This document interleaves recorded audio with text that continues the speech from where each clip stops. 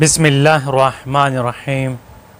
अक़ीमुस्सलात, ये क़ुरान करीम का हुक्म और दस्तूर है कि नमाज हर इंसान बालिग़ और आक़िल पर वाजिब है।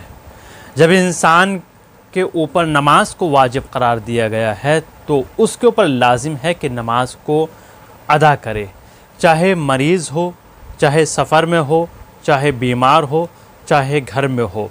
नमाज को अदा करना वाजिब है और लाजिम है। अगर अदा नहीं करता है तो उसने गुनाह कबीरा अंजाम दिया है। आप नमाज से ये न कहो कि मुझे काम करना है, बल्कि काम से कहो कि मुझे नमाज पढ़नी है। अल्लाह ने आपके लिए एक दिन में 24 घंटे करार दिए हैं। उस 24 घंटे में आपके ऊपर सिर्फ 17 रकत नमाज वाजिब करार दिए है। और अगर हम नमाज को देखें जो 17 रकत है, अगर उसके टाइम को देखा जाए, एक इंसान 17 रकत नमाज को कितनी देर में अदा कर सकता है? दो बराबर मान लीजिएगा, 17 और प्लस 17, 17 दूनी 34, 34 मिनट में इंसान नमाज को अदा कर सकता है। यानी अल्लाह ने आपसे सिर्फ 30 मिनट अपने लिए मांगा है कि आपके ऊपर वाजिब है कि 30 मिनट 24 घंटों में से मुझे दो। लेकिन अफसोस का मकाम है, आज इंसान आलम कायनात में नमाज से दूर होता जा रहा है।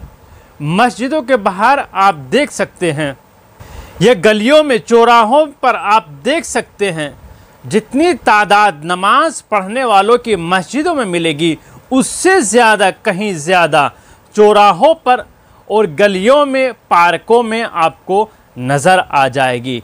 यानी इंसान नमाज को छोड़कर दुनियावी उमूर में मशगूल है, लहव लअब में मशगूल है, या खुदावंद आलम ने जो हुक्म दिया है इसको आप नज़रअंदाज कर रहे हो, इसको आप छोड़ रहे हो। जिस तरीक़े से इंसान बाप अपने बेटे को पुकारता है और जब वो अपने बाप की आवाज़ पर लब्बैक नहीं कहता है तो बाप नाराज़ हो जाता है। जब आपको अल्लाह ने पुकारा है और आप उसकी आवाज़ पर लब्बैक नहीं कहते तो क्या वो खुदा आपसे नाराज़ नहीं होगा? ज़रूर होगा। नमाज अव्वल वक्त आप अदा करें, दूसरों को ये पैगाम ज़रूर पहुँचाइएगा और हमारे चैनल को शेयर भी कीजिएगा ताकि ये पैगाम